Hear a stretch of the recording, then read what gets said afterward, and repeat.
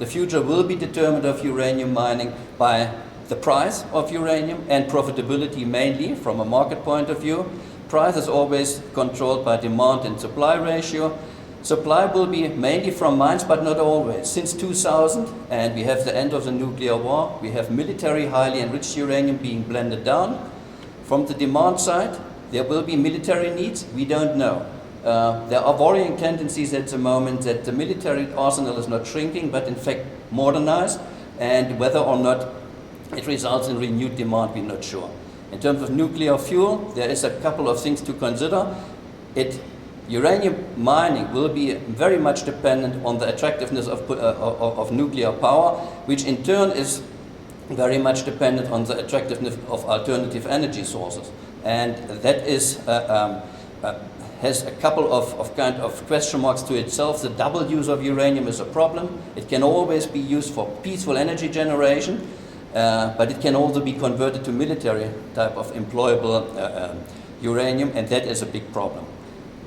Here you see a couple of other factors which also impact on mining profitability. What is interesting, and I won't kind of go in detail on that one, is that Africa is on a number of those issues very fortunate in terms to be perceived, fortunate or unfortunate, to be perceived by mining companies as an extremely favorable environment. I call that pull factors.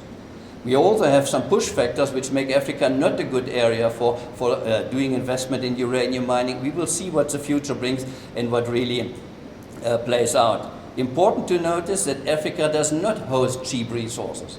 We have quite significant resources, but they're low grade. So real cheaply mined resources are in other countries, that's the one thing. So perhaps the risk of seeing Africa being a further target of expansion of uranium mines is not as big. And if we see these are predictions of use of nuclear power, and you see the developed world is actually staying flat. There is not much happening there. Some countries phasing out, US, UK, Finland are still rising.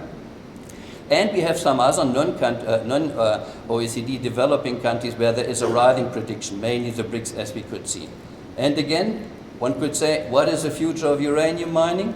We have pros and cons for almost all aspects. The one thing is important, so is perhaps the last slide, and that is not this one, that if we reconsider to look at uranium as a possible alternative, then we should do it on a proper, comprehensive cost-benefit analysis, which should include all externalized costs which so far burden to other people, either the environment, downstream communities, health problems, etc., that may require some monetarization of non-commodities, health, well-being, things like that.